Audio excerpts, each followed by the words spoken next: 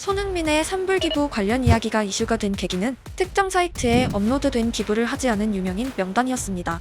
바로 전날까지 기부를 한 연예인들의 기사들이 등장하고 있었고, 그들을 응원하는 아이돌 팬들의 찬사가 하루아침에 하지 않은 사람들을 향한 비난으로 돌변한 것입니다.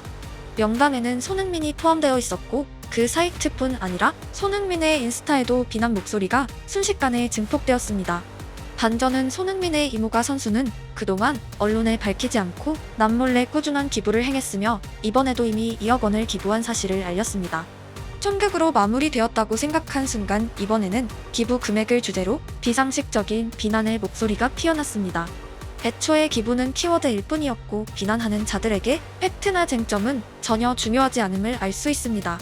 이유는 알 수 없지만 싫어하는 대상이 발생하면 숨쉬는 것을 포함한 모든 측면을 혐오하고, 조금이라도 여지가 생기면 벌떼처럼 모여들곤 합니다. 심지어 여지가 없는 경우에도 어떻게든 불씨를 만들어내는 기괴함입니다. 이번 기부건과 관련된 비난은 보통 사람의 관점에서 해석조차 하기 싫지만, 또 하나의 부작용이 있다면 일부 사람들은 산불의 피해자들이 직접 기부하지 않은 대상을 비판했다고 오해하는 부분입니다. 명단이 최초 공개된 사이트를 포함하여 조직적으로 상대 아이돌이나 스포츠 선수를 저격한 집단은 산불뿐만이 아니라 모든 사건 사고에서 혐오 대상을 찾던 존재들입니다. 그들은 교묘하게 피해자들의 아픔에 편승하고 부각시켜 적을 생성하려 노력하지만, 실제로는 주로 사건 피해자들을 이용하고 있습니다.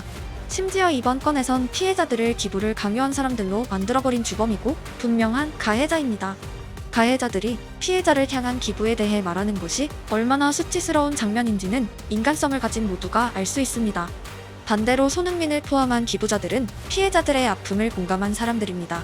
선행은 박수받기 충분하고 악행은 비판받음이 당연합니다. 하지만 기부를 하지 않은 것은 악행이 아닙니다. 애초에 기부하지 않은 사람을 향했던 비난 자체가 성립될 수 없고, 선과 악의 구분, 정의가 무엇인지 또한 보통 인간이면 누구나 알고 계실 것입니다. 손흥민에게 포커스를 맞추면 10대 시절 그에겐 피지컬과 관련된 쓴소리가 있었습니다. 스피드 원툴의 선수는 분데스리가에서 살아남기 힘들다는 목소리도 있었습니다. 퍼스트 터치와 라인 브레이킹의 타이밍이 약점이라 주저는 무리라는 비아냥까지 포함하여 온갖 비판들이 있었지만, 1년이 지나자 그는 약점으로 지적된 대부분의 것들을 보완했고 분데스리가 주전을 넘어 토트넘 주전이 되었습니다. 그리고 아시아인 최초로 프리미어리그 득점왕에 올랐습니다. 그가 축구로 비판이 아닌 비난을 받는다면 그를 포함해 역사상 아시아에서 태어난 모든 선수들이 비난의 대상이 되어야 합니다. 객관적으로 그보다 나은 경력을 가진 아시아 선수는 없기 때문입니다. 개인 기록에 대해선 더 이상 큰 소리를 낼 수 없는 사람들이 이번엔 클럽 우승 경험이 없다는 조롱을 하기 시작했고, 이는 그들에게 주제 자체는 별로 중요하지 않음을 알 수 있습니다. 프리미어리그 우승 타이틀이 없는 축구선수의 숫자는 가진 사람보다 압도적으로 방대하고, 사실 그 커리어는 개인의 아쉬움이지 타인을 통한 비판 대상은 전혀 아니기 때문입니다. 만약 손흥민이 리그컵 우승을 차지하면 EPL 우승이 없다 할 것이고, 그것을 차지하면 챔스 우승이 없다는 주제, 다음에도 또다시 창의적인 비판 소재를 찾을 것입니다. 만약 발롱도르를 차지했더라도 더 많이 수상한 선수들의 이름을 가져올 것이며, 은퇴 무렵에는 당연히 전성기의 기량을 잃었을 선수를 향해 나이라는 주제로 비판할 사람들입니다. 축구에서 비판거리가 점점 줄어들자 축구를 넘어서도 소재를 찾기 시작했고, 비교적 최근엔 강남 클럽 MD들의 가짜 스토리를 퍼다 나르고 증폭시켰으며, 그 MD들은 피소되었습니다. 즉, 허구를 찾아 비난하거나 사실이라도 납득하기 어려운 이유로 비난하는 현상이며, 산불건까지 포함되었습니다. 손흥민은 그동안 축구 팬뿐 아니라 국민 혹은 대한민국이란 광범위한 대상을 향해 말했던 축구 선수입니다. 매번 하는 얘기지만 정말 저희 축구 팬분들도 대한민국 국민분들도 정말 실망시켜드리지 않으려고 정말 노력하고 있고, 앞으로도 그렇게 하려고 최선을 다하는 축구 선수 되겠습니다. 토트넘에 대해서도 많은 애정을 갖고 있고, 한 팀에서 10년 동안 뛰고 있고, 대표팀은 항상 저한테는 정말 꿈같은 곳이라고 항상 생각을 하고, 나라를 대표해서 뛰는 거는 꿈보다 더 큰 거를, 저희 나라를 더 빛나게 해주고 싶은 사람이고, 또 저희 선수들도 분명히 그럴 능력을 가지고 있는, 여기서 끝이 아닌 더 발전해서 국민분들한테 더 자랑스러운 모습을 보여드릴 수 있도록, 그런 축구 선수로 또 그런 사람으로 성장할 수 있도록 노력하겠습니다. 그 동그라미 안에 모였을 때 저희만 모여 있던 게 아니라 대한민국 이 전체가 모여서 그 결과를 기다렸던 그 순간들, 순간들이 가장 기억에 남고 그 순간은 제가 죽을 때까지 못 잊을 것 같습니다. 국가의 대표로서 나라를 빛낸다는 관점, 사회인으로서 자신의 커리어를 쌓는다는 관점, 두 가지 모두에서 전 세계의 손흥민보다 앞서 있는 사람들은 소수에 불과합니다.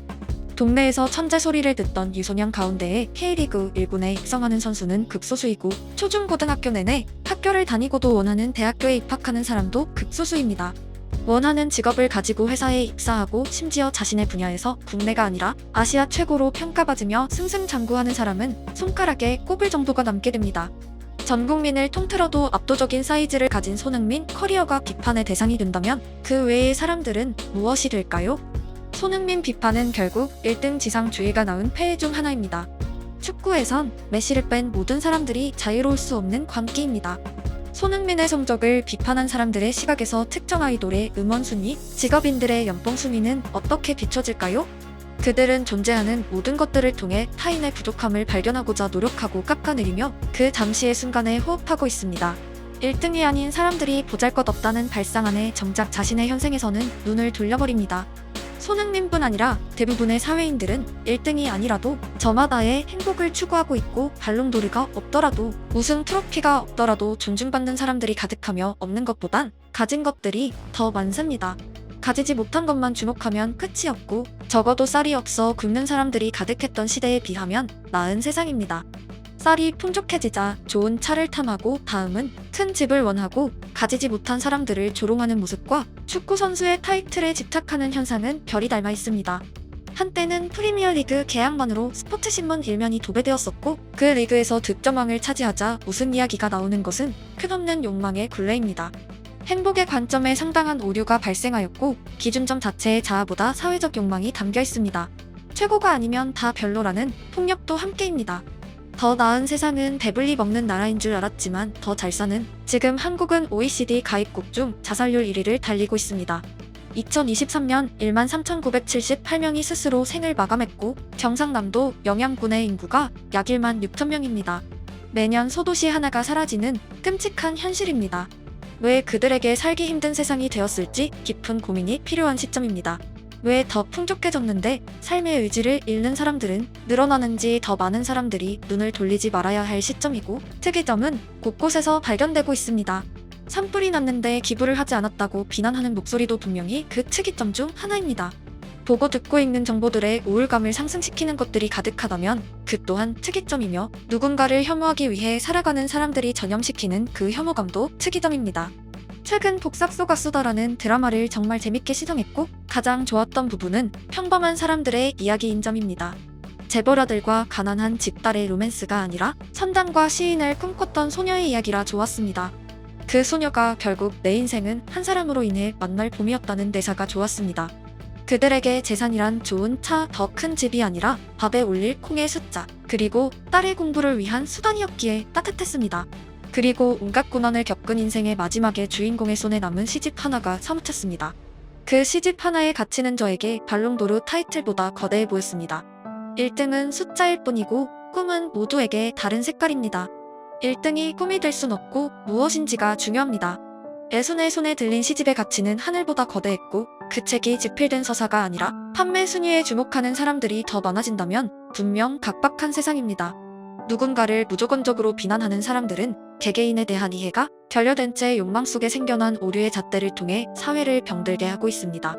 제 채널에서 정말 많이 말한 말이지만 누군가를 미워하기 위해 노력하는 사람들보다 순수하게 타인을 응원할 수 있는 사람들이 더 많길 간절히 기원합니다. 그 응원이 타인을 전염시키고 증폭되어 어딘가에서 외롭거나 우울한 사람의 하루 끝에 작은 미소가 배달되길 기원합니다. 나비 효과는 진리입니다. 오늘 한 사람의 혐오가 타인을 통해 증폭되고 숫자가 방대해지며 날고 날아 사회 전체를 병들게 할 수 있습니다. 반대로 행복한 이야기, 좋은 말들 또한 어딘가에서 거대한 온기가 될 수 있다고 믿습니다. Man, Heung-min Son, I love you too. my brother, for life.